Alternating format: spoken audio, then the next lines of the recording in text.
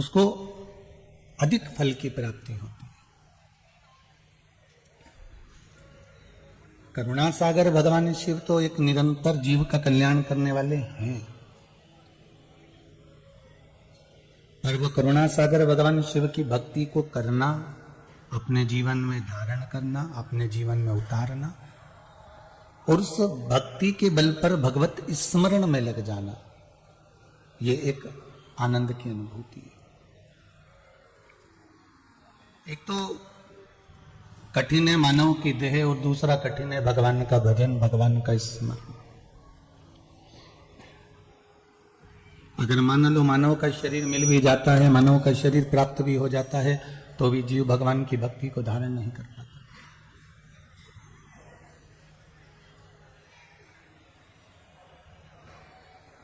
भिलाई वासियों को,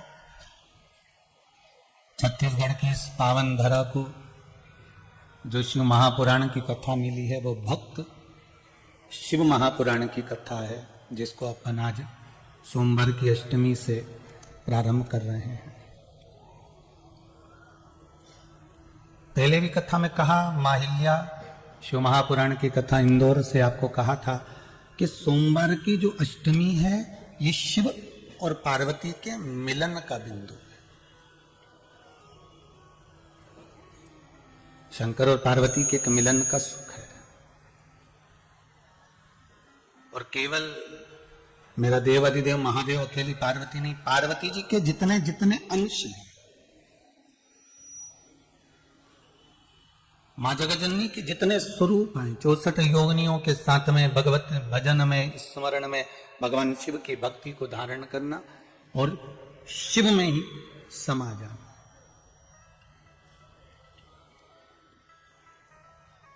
आस्था चैनल के माध्यम से, फेसबुक यूट्यूब के माध्यम से जितने श्रोता भाई बहन भगवान शिव की इस पावन कथा को सुन रहे हैं, उन सब से कहूंगा, आज का मौका मत छोड़ना। 7 बेलपत्र, 1 लोटा पानी, 1 जल का पात्र, और उस 7 बेलपत्र में भी मध्य की बेलपत्र में बीच वाली पत्ती पर केसर का भाग घिस कर, चंदन बनाकर, उससे ओम लिखकर, और दोनों जो पत्तियां हैं उस पर गणेश जी, रिद्धि सिद्धि और माता पार्वती जी का, कार्तिकेय जी का स्मरण कर कर उस पत्ती पर केसर चंदन की बिंदी लगाकर बाबा देव अधिदेव महादेव को अशोक सुंदरी की जगह पर समर्पित करिए। और उसी में से 1 बेलपत्र वापिस बाबा से लेकर आइए कि मेरा यह कार्य है बाबा और आपको करना है। लाखों के दुखड़े जो तू हर गया डमरू वाले, फिर मेरे दुखड़ों को देखकर क्यों डर गया डमरू वाले। बाबा तेरे भरोसे पर यह कार्य किया, तुम्हें साधन। शिव से निवेदन कर कर 1 बेलपत्र बाबा की वापिस लेकर आए, उसको संजो कर रखे। आज सोमवार की अष्टमी है, बाबा देव अधिदेव महादेव से प्रार्थना करना, निवेदन करना। शंभो शरणे पड़ी मांगू घड़ी रे घड़ी, दुख का दया करी न दर्शन आपो, दया करी न दर्शन आपो। हे बाबा, इस जीवन के सारे दुखों को, सारे कष्टों को आप काट दीजिए और कृपा करिए कि आपका दर्शन, आपका दीदार, आपके स्वरूप का दर्शन मुझे हो जाए, ये आप कृपा करिए। अगर आप कृपा ना करते तो फिर कौन करता? कि दया की न होती जो आदत तुम्हारी, तो सोनी रहती अदालत तुम्हारी। गरीबों के दिल में जो जगह तुम न पाते, तो किस दिल में होती इबादत तुम्हारी। हे बाबा, अगर आप करुणा न करते तो संसार के इस सागर से, भव सागर से निकलना बड़ा कठिन था हमारे।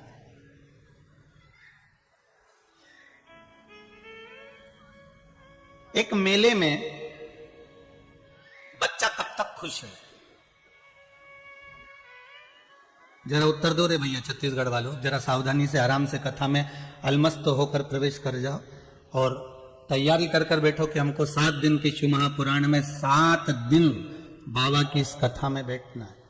7 दिन पहले पूरे छत्तीसगढ़ में अच्छी गर्मी पड़ रही थी, पर आज कैलाश पति की कथा है इसलिए कैलाश जैसा माहौल कर दिया उसने कथा सुनने। इसी को कृपा कहते हैं कि बाबा कह देता है कि मैं आ गया हूं और मेरी कथा चालू हो गई है। कथा प्रारंभ हो गई है तो बाबा कह देता है कि मेरी उपस्थिति हो गई है, मैंने पूरे ठंड का माहौल बिल्कुल ठंडक लाकर छोड़ दी है। कैलाश जैसा सुंदर आनंद ऐसा लगेगा आपको जैसे आप कहीं के हिल स्टेशन पर बैठकर कथा का रसास्वादन कर रहे हो, ऐसी बाबा ने करुणा कर कर आपको बिठा रखा। अब मेले में बच्चा घूम रहा है, बच्चा मेले में सब दूर जा रहा है, पर कब तक बच्चे को मेले का सुख लगता है? बच्चा कब तक मेले में प्रसन्न रहता है? जब तक वो अपने मम्मी पापा का हाथ पकड़े रखता है। बोलो सही है कि गलत है? माँ बाप का अगर हाथ पकड़ा हुआ है, माता पिता का हाथ पकड़ा हुआ है, तो मेले में उस बच्चे को बड़ा आनंद का अनुभव होगा, बड़ा सुंदर लगेगा, बड़ा अच्छा लगेगा कि मेला कितना जोरदार है, कितने अच्छे डमरू बज रहे हैं, कितना अच्छा गुब्बारा है, कितनी अच्छी मिठाई है, कितना अच्छी सामग्री है, कितने सुंदर झूले, कितनी सुंदर फिरकी है। उस बच्चे को मेले में सुख लगेगा। कब तक? जब तक वो अपने माँ बाप का हाथ पकड़ा है, जब तक वो अपने माता पिता का हाथ पकड़ा है, और हाथ पकड़कर मेले को जब देख रहा है तो उसको प्रसन्नता मिल रही है। और मान लो वही बच्चा अपने माँ बाप के हाथ को छोड़ देता है, अपने माता पिता के हाथ को छोड़ देता है, कहीं भटक जाता है, और भटकने के बाद अब मेला उसको अच्छा लगेगा क्या? जम के बोलो जरा। नहीं, अब मेले में उसको सुख नहीं मिलेगा। अब वो मेला उसको ठीक नहीं लग रहा, अब मेला उसको डरावना लग रहा है, अब मेले से उसको डर लग रहा है, कहीं मेरी मम्मी खो गई, कहीं मेरे पापा खो गए, इस मेले में मुझे मिल नहीं रहा है। बच्चा रो रहा है, आंख से आंसू बहा रहा है, और उस मेले में अपने माता पिता को ढूंढने का प्रयास कर रहा है कि मेरे माता पिता मिल जाए। अब उसको मेले में सुख नहीं मिल रहा, अब उसको मेले में आनंद नहीं मिल रहा। उसी तरह शिव महापुराण की कथा कहती है कि बच्चे को मेले में सुख जब मिलता है, जब वो माता पिता का हाथ पकड़े रखता है, उसी तरह शिव महापुराण की कथा कहती है संसार में सुख जब मिलता है जब महादेव का हाथ पकड़ा हुआ रहता है। जब देव अधिदेव महादेव का हाथ आप पकड़े हुए हो तो संसार का सारा सुख का आनंद प्राप्त होगा आपको, सारा सुख में आनंद की अनुभूति होगी आपको। पर जब आपने हाथ को छोड़ दिया, आपने हाथ को त्याग, अगर शंकर का हाथ पकड़ा और छोड़ दिया तो फिर ये सुख नहीं मिलने वाला, ये आनंद नहीं मिलेगा, ये सुख की अनुभूति नहीं होगी, ये आनंद की अनुभूति नहीं होगी।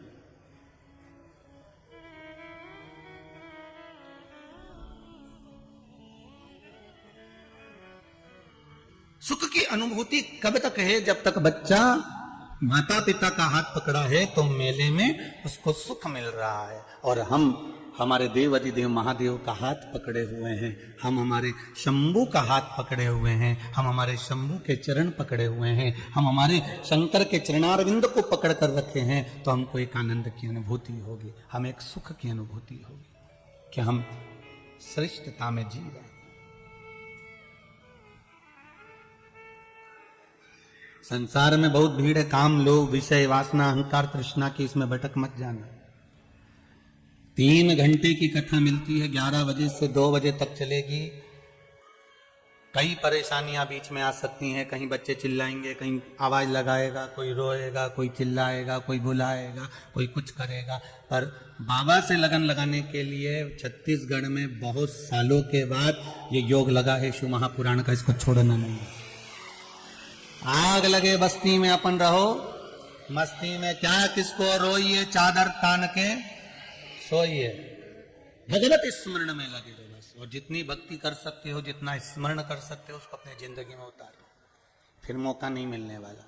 और आस्था चैनल पर जितने कथा श्रवण कर रहे हो, ये सोमवार की अष्टमी से भक्त शिव महापुराण की कथा चालू हुई है। शंकर के अन्य भक्तों का चरित्र हमें श्रवण कर कर शंकर के चरणारविंद का सुख प्राप्त करना।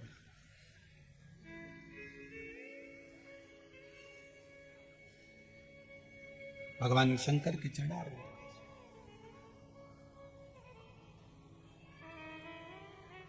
भगवान शिव की भक्ति,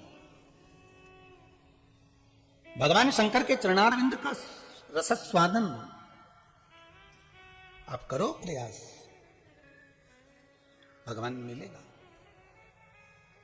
महाराज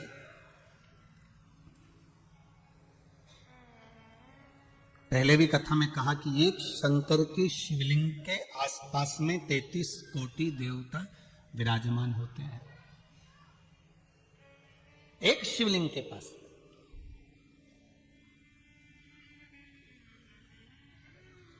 आप अगर शंकर भगवान के शिवलिंग पर जल चढ़ा रहे हैं तो केवल शिव को नहीं चढ़ा रहे हैं, अकेले आप केवल शंकर भगवान को जल अकेला नहीं चढ़ा रहे हैं। आप अगर शिव को जल चढ़ा रहे हो तो ये तुम्हारे ध्यान में रहना चाहिए कि हम शंकर को नहीं, हम 33 कोटि देवताओं को जल समर्पित कर रहे हैं। हम केवल शंकर को नहीं, भगवान शंकर के 13 बच्चों को भी जल समर्पित कर रहे हैं। हम केवल शंकर को नहीं, मां जगत जननी जगदम्बा जगत धात्री मां दुर्गा भवानी को भी जल समर्पित कर रहे हैं। केवल एक शिव नहीं है, ब्रह्मा विष्णु सदाशिव जानत स्वामी जानत प्रणवाक्षर के मध्य ओमाक्षर के मध्य यह तीनों एका ओम हर हर हर महादेव।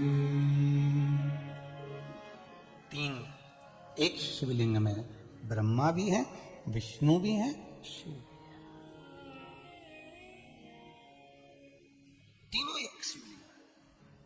और फिर कहूंगा छत्तीसगढ़ में इस भिलाई वासियों को तो कहूंगा, साथ में पूरे छत्तीसगढ़ वालों को और पूरे विश्व में, भारत की भूमि पर देश विदेश में जो शिव महापुराण की कथा 11 बजे से 2 बजे तक मोबाइल पर, फेसबुक पर, यूट्यूब पर और टीवी पर सुन रहे हैं, उनको भी कहूंगा आज अपने घर पर जाकर अपनी नजर उतरवा लेना, क्योंकि सोमवार की अष्टमी से शिव पुराण सुन रहे हैं।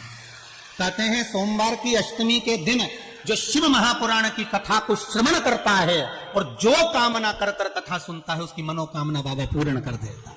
भैया ये सौभाग्य मिला है मां कामाख्या सेवा समिति को, ये सौभाग्य मिला है, इससे बढ़कर कोई सौभाग्य नहीं मिल सकता।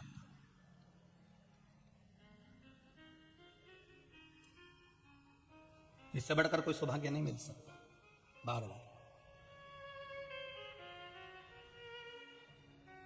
आज आपका मोबाइल पर कथा सुनना धन्य हो गया, मोबाइल सिद्ध हो गया 18,000 का 20,000 का, आज उस पर भी एक बेलपत्री चढ़ा देना कि तेरी सिद्धता हो गई, आज तो सिद्ध हो गया हो कि मोबाइल पर कथा सुनकर आज मेरी सिद्धता हो गई है, आज मैंने कथा का तत्व ग्रहण कर लिया, आज धन्यता है भाई।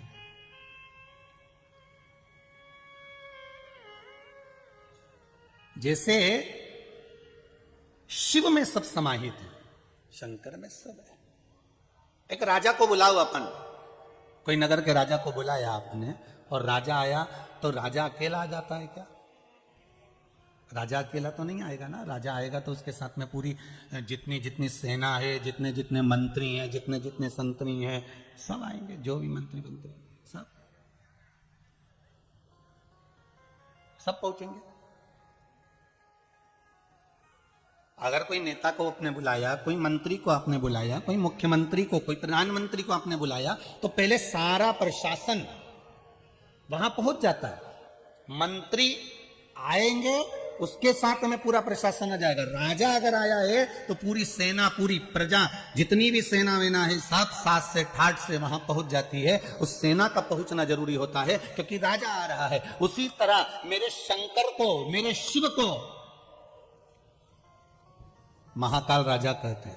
केवल अगर शंकर भगवान का स्मरण कर लिया, मेरे शिव का स्मरण कर लिया, मेरे शंकर का अनुमोदन कर लिया, मेरे मात्र शिव को याद कर लिया, श्री शिवाय नमस्तुभ्यम मात्र इस मंत्र का या पंचाक्षर ओम नमः शिवाय ओम का या महामृत्युंजय मंत्र का भी स्मरण कर लिया, शंकर के किसी नाम को आपने जप लिया, शिव के किसी नाम को आपने धारण कर लिया, शिव के किसी नाम को आपने ग्रहण कर लिया, शंकर का एक नाम का उच्चारण यदि आपने कर लिया तो ये समझ लीजिए जैसे राजा को बुलाओ तो पूरी सेना आ जाती है, उसी तरह शंकर को याद करो तो 33 कोटि देवता वहां पर आकर खड़े हो जाते हैं। 33 कोटि देवता वहां आकर खड़े हो जाते हैं मात्र शिव का स्मरण कर लेने पर, मात्र शंकर का अनुमोदन कर लेने पर, मात्र शिव के नाम का उच्चारण कर लेने पर, केवल शिव के नाम का उच्चारण। श्री शिवाय नमस्तुभ्यम, सभी बोलिए श्री शिवाय नमस्तुभ्यम, श्री शिवाय नमस्तुभ्यम, श्री शिवाय नमस्तुभ्यम। मात्र शिव के नाम का उच्चारण करने पर 33 कोटि देवता हुआ।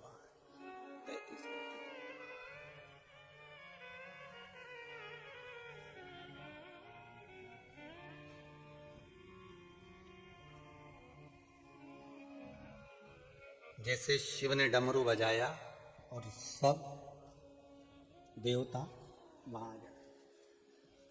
शिव से निवेदन करो बाबा भोलेनाथ कृपा करे, जैसे एक राजा को बुला लेने पर पूरी प्रजा आ जाती है, एक राजा को आमंत्रित कर लेने पर पूरा प्रशासन आ जाता है, उसी तरह केवल एक देव अधिदेव महादेव का मात्र नाम का स्मरण कर लेने पर संपूर्ण ब्रह्मांड में जितने देवी देवता संपूर्ण मंडल में जो विराजमान है 33 कोटि देवता उनका भी स्मरण हो जाता है। मात्र शिव का नाम ले लेने पर संपूर्ण देवता का नाम का स्मरण हो जाता है, केवल एक शिव का नाम लेना। श्री शिवाय नमस्तुभ्यम, श्री शिवाय नमस्तुभ्यम, केवल एक मात्र शिव का स्मरण कर लेना, सारा सुख का अनुभव हो जाता है। शिव महापुराण की कथा कर रही है।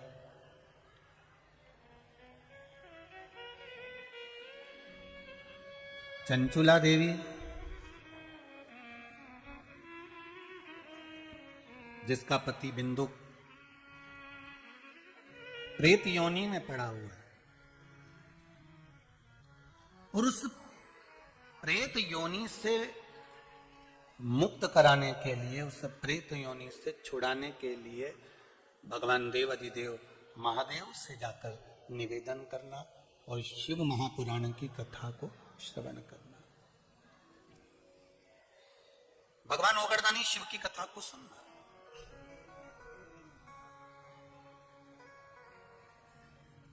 भगवान शिव से निवेदन करना। बहुत सुंदर बात यहां पर कही है, आप भी ध्यान देंगे।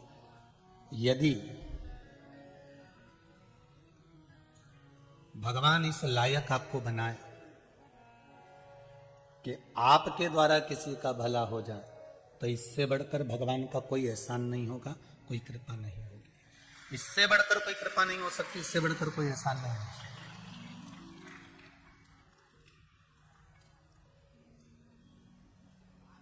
आज मां कामाख्या सेवा समिति अगर कथा करा रही है और इतने भगत लोग अगर श्रवण करने के लिए आए हैं और इनको ये सेवा करने का मौका मिला है, टेंट लगवाना, बिछात व्यवस्था कराना, बिठाना, ये मौका मिला है, तो इन पर बाबा विश्वनाथ की और मां कामाख्या की कुछ कृपा होगी, इसलिए उसने ये कृपा कर इनको।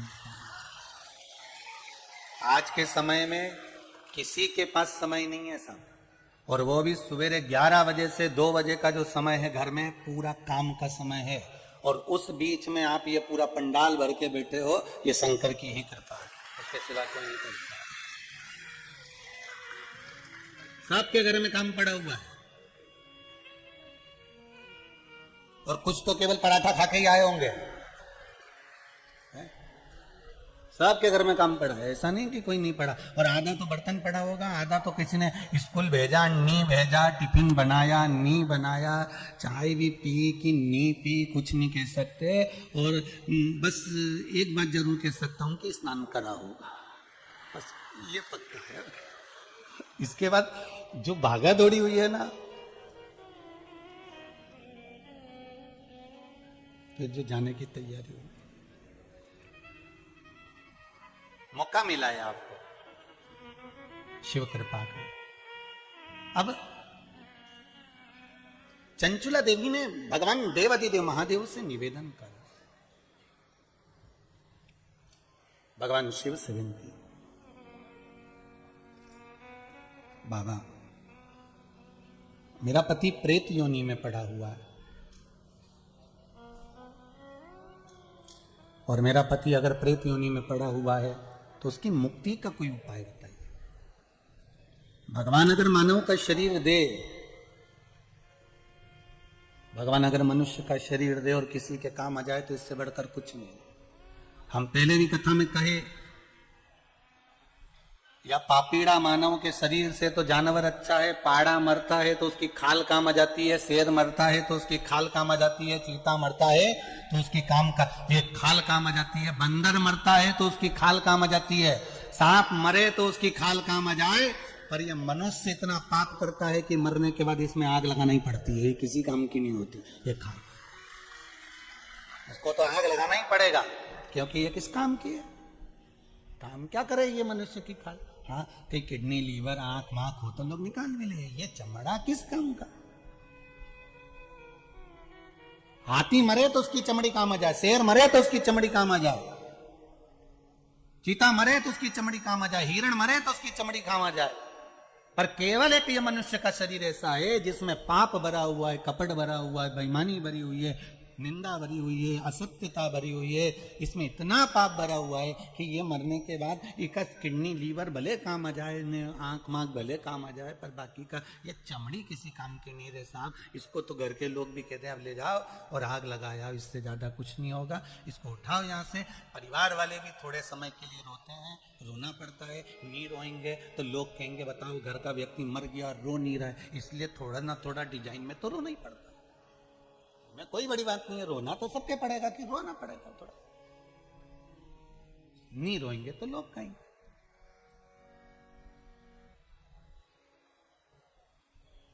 संसार में आए हो तो संसार के रीत रिवाज में रहना पड़ेगा।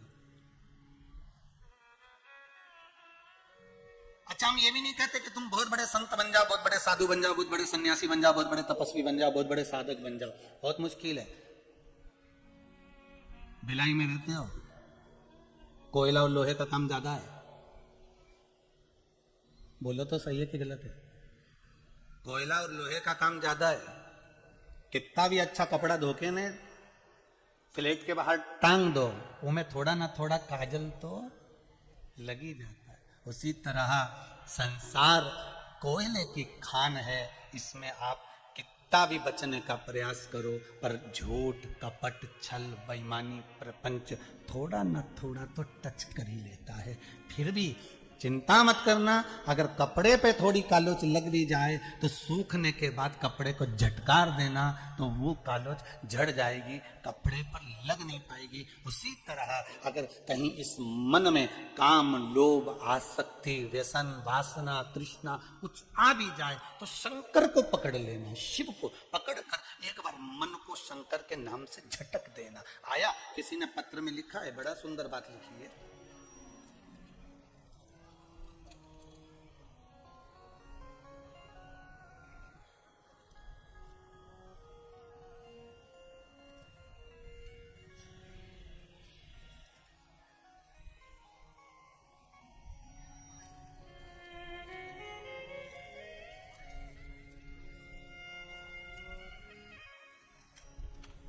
अगर कोई व्यसन आ भी जाए तो उसको झटक देना। किसी ने लिखा है, बड़ा सुंदर बात।